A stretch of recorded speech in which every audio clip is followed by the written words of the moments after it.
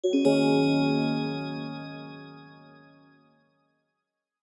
everybody.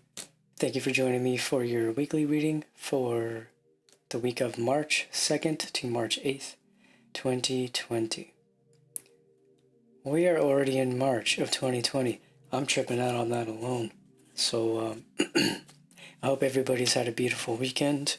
If you didn't see my weekend love reading and you are interested in watching the weekend love reading, I'm sure I'll have some of those in the description.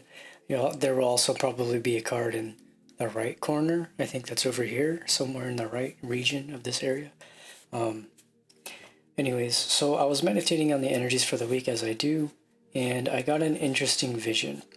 And I noticed as I continue to do these weekly readings, as I continue to meditate on the energies, I'm starting to cultivate an ability that was kind of shown to me when I started doing tarot readings more frequently through email before I started doing YouTube. And so a lot of the times I get these really obscure visions. And the vision I got for this week was, it started out as literally just like a yellow triangle, right? And so it was just a yellow triangle.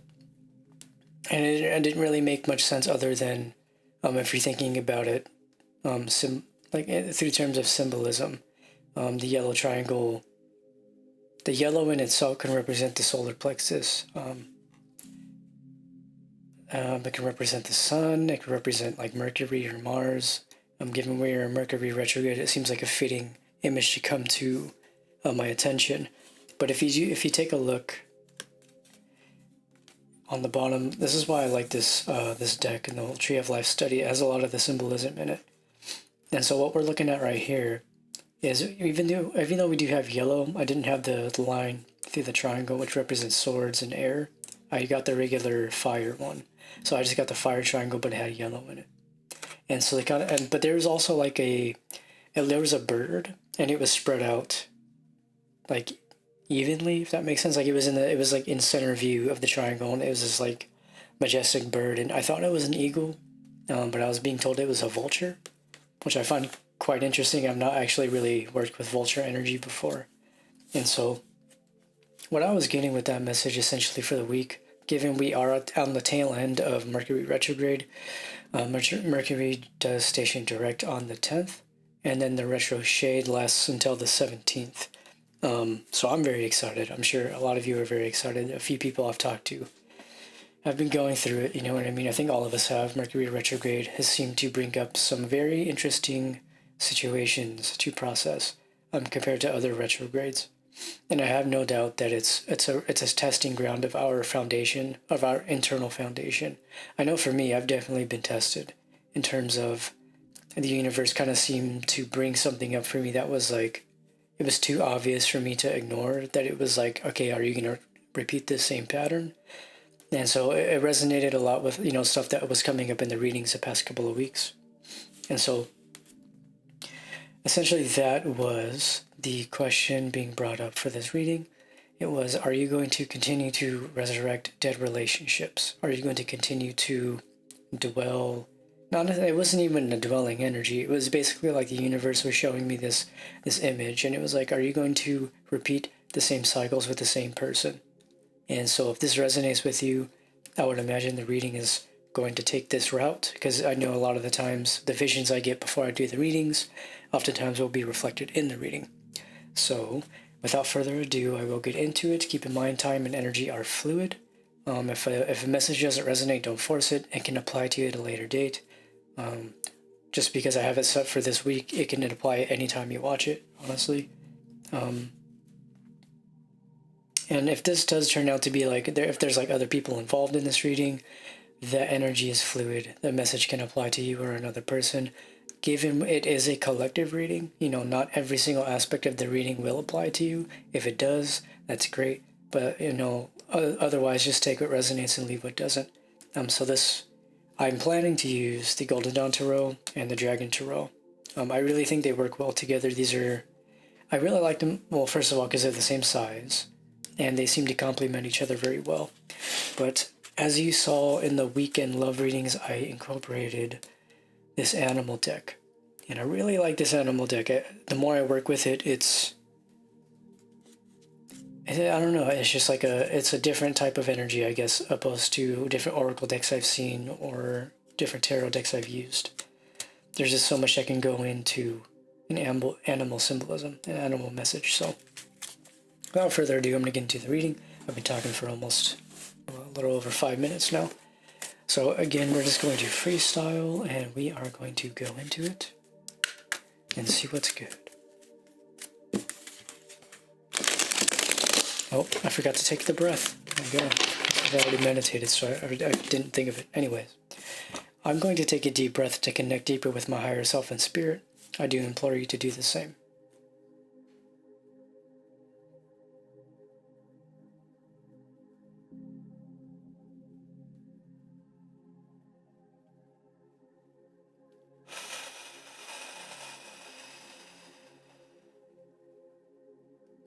Call out to Spirit to please help myself and the collective see, hear, and know anything we need to see, hear, and know for the week of March 2nd to March 8th, 2020. Alright, let's see what we got. We're going to shuffle. I'm being told 4 shuffles. We already did 1, so we'll get 3 to complete the 4.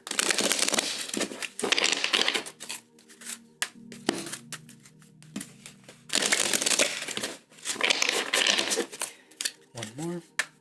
See the Hermit peeking out. Cut the deck and see what Spirit has for us this week. What's going on? So at the bottom of the deck we have the Moon. We have the Four of Wands reverse. We have the Prince of Wands. Ooh, we have the Tree of Life reverse, which is particular to this deck. And we have the Seven of Cups. 6 of Cups. 7 of Cups. Gotcha. Okay. Can I set this? I'll set this over here. So essentially what I'm seeing here is this week is a time of not rushing anything. And so the reason I'm saying that is because we have the Four of Wands, right? The Four of Wands in the upright can often, it's like often known as like the marriage card. It is like a highly committal card, a beautiful card to have in the context of love and relationships. But given it is in the reverse with the Prince of Wands, this is kind of telling me that any type of endeavor, whether it's career or relationship that you've been wanting to really take that next step with, as if right now is a good time to kind of take it slow. I mean, this has been coming up for the last 2 weekly readings, given we've been in Mercury retrograde and the retro shade before that. It's been a very solitary, internal type of energy. And the reason I say this too is because we have the Tree of Life reverse. And so my whole idea with the Tree of Life card when it comes out, to me that represents trusting divine timing, trusting in the process, understanding the concept between as above, so below, and realizing that while the energies in the higher realms are less complex, as they manifest down into the physical realm, they become more complex and thus denser, and thus they take more time to manifest and coalesce in ways that will be, I guess, understandable to human consciousness, if that makes sense. So, because we do have the Seven of Cups, and so it's like, Spirit's telling me this goes a couple of ways. And so if we're talking about love, this is essentially talking about like a relationship with somebody who, essentially like a new person that you've been talking to. There's somebody new that may have come into your life. But it almost feels as if there's been a pause, a delay. And again, this has been a recurring message, which I think it's important that it is recurring. But given we do have the Moon at the bottom of the deck, is basically a reminder that this time is a good time to evaluate the deeper aspects of our emotions as it relates to maybe our dissatisfaction or impatience with where we are in a certain situation. If you're looking at it in terms of career, this is essentially telling you to take time to get real with yourself and understand if this is like where the path you're going down. Like, do you want to continue to go down this? Like, do you want to continue to invest months, if not years, of your life into a particular area if you're not happy.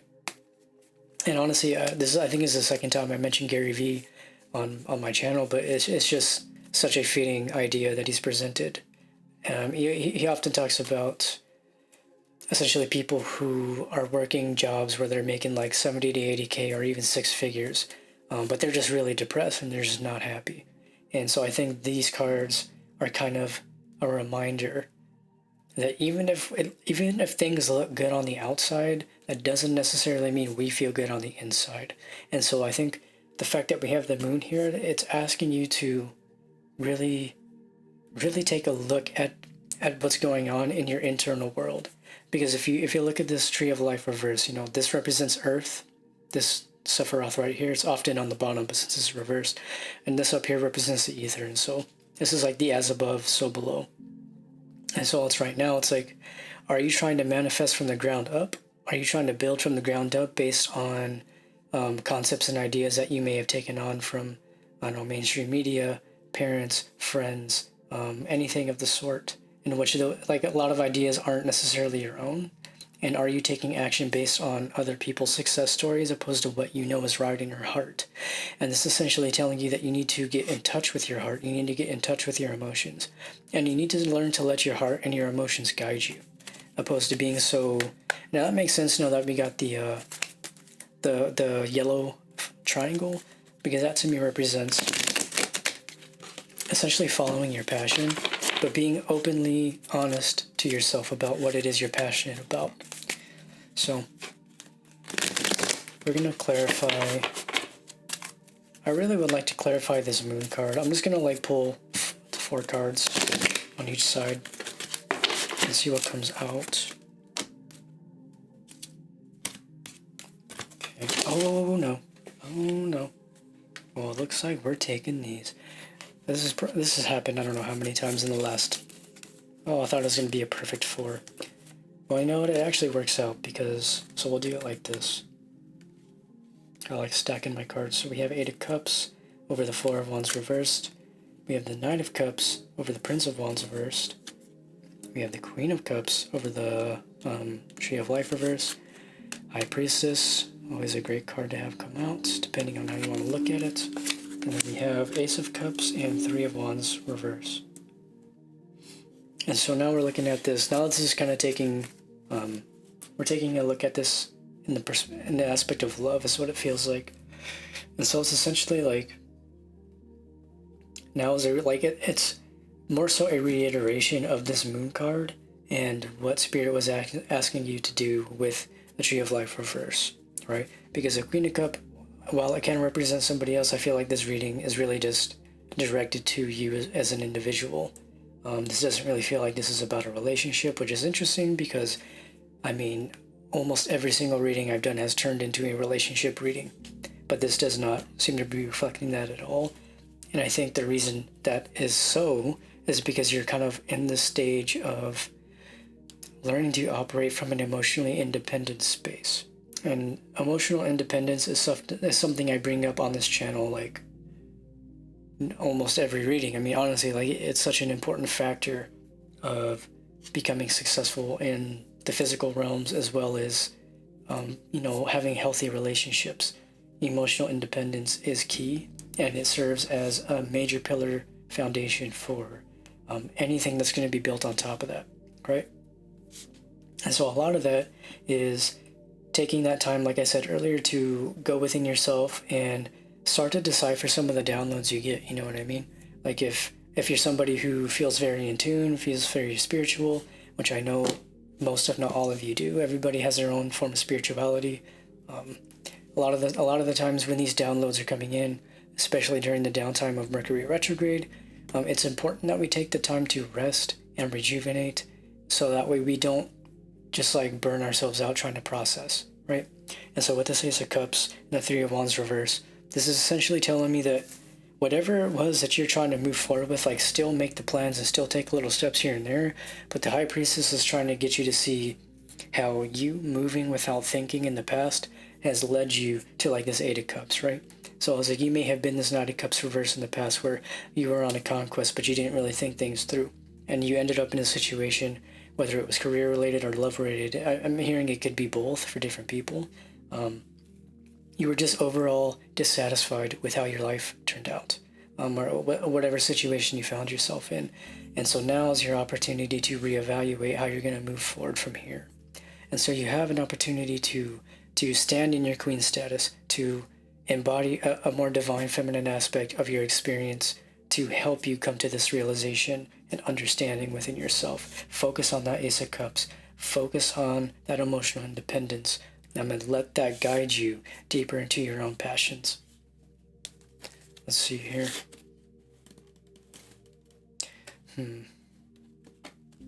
Spirit's telling me that I should start closing the reading soon, but I really don't want to. I really feel like I want to get a little bit more insight here. So I'm going to actually clarify with the Book of Thoughts Tarot.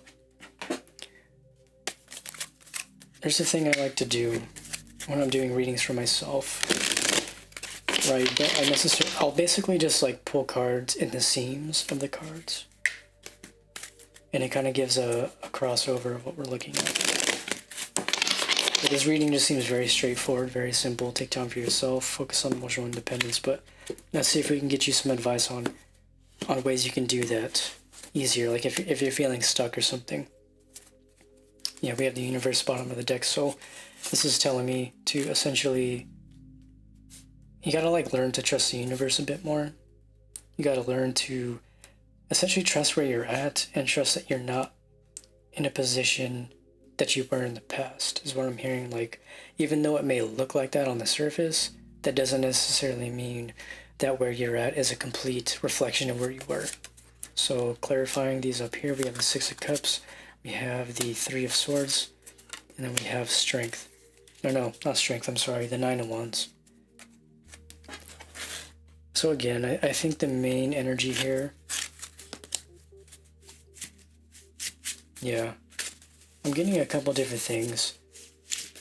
And I'm feeling like the reason you're in this state of needing to come into your emotional independence is because the Six of Cups and this Three of Swords and Nine of Wands, right?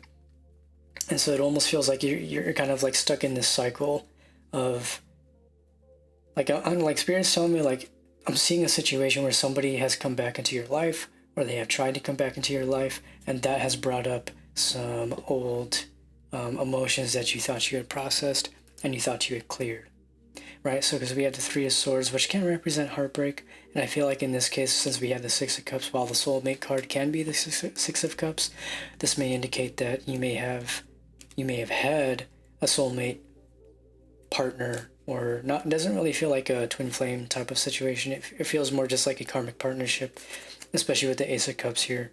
And so it's as if this person has maybe tried to come back into your life, tried to be this Knight of Cups, given that we do have this Knight of Cups with the Eight of Cups, Knight of Cups reversed with the Eight of Cups, with the Six of Cups clarifying this. It's telling me that this person may be dissatisfied with the fact that there has been separation. And so either they have already tried to come back into your life, or there's the possibility that they may try to come into your life. But it feels like if this is about this person, they're coming from a place of dissatisfaction within their own life and with how the situation has progressed and deteriorated. And so it's essentially a warning of caution to realize the fact that just because people come into your life doesn't always mean they're coming in for the right reasons. Those reasons will be different for everybody, I mean. But what the energy I'm getting from this person that seems to be coming into your energy field, whether they have come in or not, it just seems like they're not in the place that they may be presenting themselves to be. And so to kind of get some insight on the lessons here, we're going to kind of get I'm going to pull some of these animal tarot cards. I'm thinking maybe two. And it's going to give some insight into, I guess, like the deeper mechanisms and lessons in play.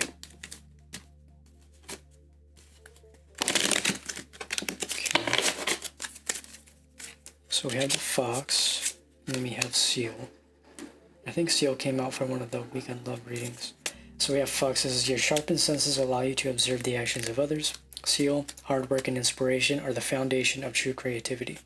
So this is actually perfect because this reading was both a career and a love reading, because not everybody's in relationships. Not everybody has somebody that they want to be with, you know what I mean? There's not always, that's why I don't like doing just love, and I never, not never, I mean, I do make my weekend love readings like just love readings, but I don't, that's why I leave these readings open, because I know that like not everybody is going to resonate with the love reading. I know I personally don't always resonate with love readings, and sometimes that'll be reason enough for me to not watch a reading because it doesn't resonate, because, you know what I mean? But I mean, it really depends on where I'm at in various situations. But what I'm getting here, you know, enough of my stuff. So what I'm getting here with the fox, right? This is pertaining to the love side. So anybody that is resonating with the second half of the reading that came up with the love aspects, this is essentially telling you to get in touch with your intuition and like trust what you're getting about this person. And so this is talking about if this person has decided to come back, they've decided to, I mean, Mercury retrograde, you know, that's like notorious for these kinds of things happening. This is essentially letting you know, like you know yourself better than anybody, and you have cultivated the precision of your intuition enough to know whether this person is just trying to pull the wool over your eyes and do the same thing they were doing in the past, or whether they're being genuine. And keep in mind, like, there can be trickles of authenticity within their own like unconscious patterns, you know, like they may not even know what they're doing, but it's up to you to recognize whether they recognize what they're doing, and recognize that they're doing something in the first place, and understand if they're repeating behaviors that may reflect situations and like particular like pockets of experiences with this person that have led to specific outcomes that were unfavorable. Now, if we're moving on to the career side, we have the seal. Seal says hard work and inspiration are the foundation of true creativity. But what I'm getting here, especially since we had the kind of slowing down energy earlier that was coming out with some of this focusing on your emotional independence, what I'm getting here is essentially if you want to continue to progress down your career path, and especially like if you're pursuing a passion, like if you have a passion project that you've been working on for like a few years even, like it can be something you've been investing a lot of time in, you've been building over time. And if you're feeling like you're coming to a creative block, this is the energy that is going to get you out of that creative block. And I know personally, like with my own creative experiences, particularly with my music, right? Some of you know that I do make music. I just released an album last December, but it's like with that album, I didn't release anything for over a year. And there was a lot of times where I just felt like I was just at a standstill. And I just kind of had to take a step back because I was trying to force music out, and it just wasn't good. And I was like, you know, I want to be proud of what I put out. I want it to be at least a respectable and decent quality, and to provide some type of value to the people that listen to it. And so, you know, that in mind, essentially I was able to take a step back, and by me taking a step back, I gave the project room to breathe, right? And as I did that, I would kind of follow my inspiration. And as I would be inspired, I would just like knock out like however many songs.